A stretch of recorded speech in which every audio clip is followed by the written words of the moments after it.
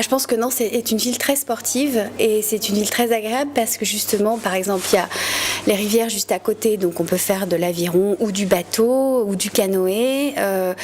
On est quand même, on a l'impression qu'il y a à peu près tout à proximité. C'est une ville très très sportive, on le voit au résultat là, de toutes nos équipes, que ce soit en volley, en basket, en handball. Oui, je pense que c'est une ville très très sportive.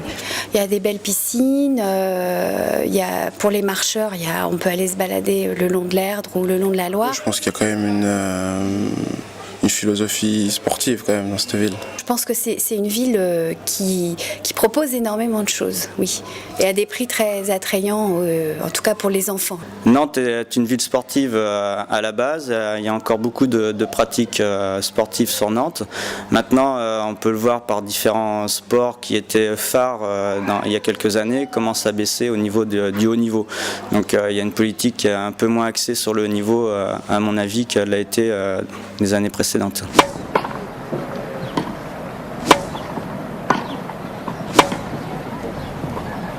Quelles sont les qualités pour être dirigeant sportif? Avoir un peu de charisme, savoir entraîner ses troupes, organiser des manifestations avec ceux qui pratiquent, attirer des bénévoles pour qu'on les aide. Puis aimer ce rôle d'éducateur, quoi, en fait. Aimer apprendre aux gens, aux enfants, sa passion, quoi.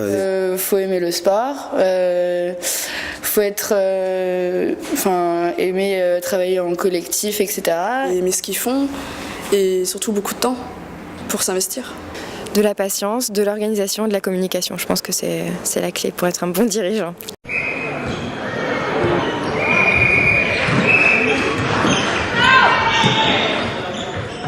Dès le lycée, dès 15 ans, je pense qu'on peut commencer à prendre des responsabilités, que ce soit en étant adjoint sur un entraînement ou en charge d'une équipe. Je pense que très tôt, on peut commencer à prendre des petites responsabilités. Oui, je pense peut-être niveau lycée, à peu près à 15-16 ans. D'accord. Parce qu'il faut quand même pouvoir, si on prend en charge par exemple des enfants, pouvoir les prendre en charge et avoir assez d'autorité et pouvoir les gérer. Généralement, dans la formation des gymnastes, on commence vers 15-16 ans par passer les examens de juge, de manière à les impliquer déjà à prendre des responsabilités. Puis après, en fonction de leur motivation, ils continuent à passer les niveaux régionaux, départementaux, nationaux et ainsi de suite. Et après, au fur et à mesure, on essaie de les impliquer dans la formation d'entraîneurs, de cadres et puis éventuellement de jeunes dirigeants. Je pense que pour être plus performant au niveau du sport, quand on est sportif de haut niveau, il faut se contenter d'être sportif.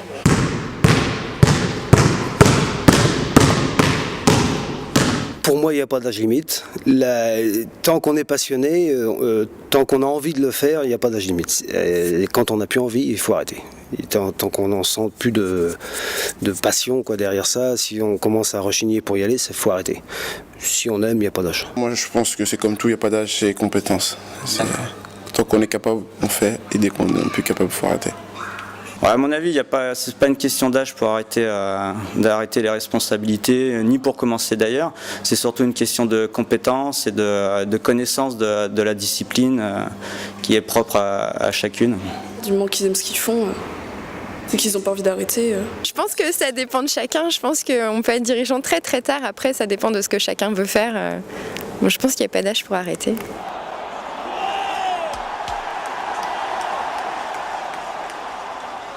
Je pense qu'il va y avoir une grosse professionnalisation là, du sport. Je pense qu'on va aller vers ça, vraiment. Ça risque de changer par rapport à l'argent, quoi. Si l'argent s'incruste trop, entre autres dans les petits clubs où va falloir commencer à payer même les éducateurs dans certains endroits, là le bénévolat disparaît, quoi, et du coup ça risque d'être plus difficile à gérer, quoi, je dirais. Indéniablement, forcément, il y aura une évolution du sport. Elle est déjà en train de se créer, déjà par le fait qu'au niveau de l'État et des collectivités, il y a quand même un désengagement financier. Donc forcément, il faudra que les associations aillent chercher le financement ailleurs. Et systématiquement, il faudra passer par des institutions privées et inciter les jeunes à aller chercher. Le fonctionnement sera différent.